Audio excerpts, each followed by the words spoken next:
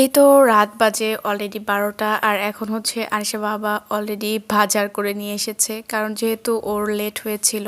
আর আমি বলেছিলাম বাসার কিছু টুকটাক মানে বাজার লাগতো, যেহেতু সকালবেলা আমি হচ্ছে রান্না করে খাবার আবার হসপিটালে পাঠাবো, তো বাসায় আসলে বাজার শেষ হয়ে গিয়েছিল।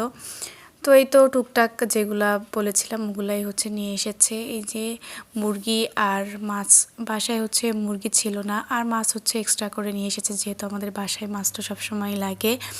আর এই তো টুকটাক হচ্ছে যেগুলা সবজি, দেন হচ্ছে হ্যান্ড ওয়াশ, আর আনিশার জন্য হচ্ছে ওর চিকেন আর কোকাকোলাও বলে দিয়েছিল আর কি। তো এই তো আমি হচ্ছে আনিশাকে চিকেন বের করে দিচ্ছিলাম, আর ও তো চিকেন দেখলে খুবই খুবই এক্সাইটেড থাকে, যদিও ও হচ্ছে অলরেডি ভাত খেয়ে ফেলেছে, যার জন্য ওর একটু খেতে কষ্ট হচ্ছিল। আর এই বিস্কিট আর ড্রাই কেকগুলো হচ্ছে আনিশার বাবার গাড়িতে ছিল, আর বাকিগুলো হচ্ছে বাসায় নিয়ে এসেছে। আর আমার কাছে এই বিস্কিট আর ড্রাই কেকটা এত বেশি মজা লাগে, কি বলবো, অনেক বেশি ইয়াম্মি। আর এটা দেখলে আমি মনে করে তখনই লোভ সামলাতে পারি না, তখনই খাওয়া শুরু করে দিই, মানে আমার কাছে এত ভালো লাগে আর কি। তো এই তো আনিশা হচ্ছে এখন ওর ভাত খাওয়া বাদ দিয়ে এখন ও চিকেন খাওয়া শুরু করে দিয়েছে। আর বাকি যে বাজারগুলো আছে, সবজিগুলো, এগুলো হচ্ছে আমি এখন গুছিয়ে নিব।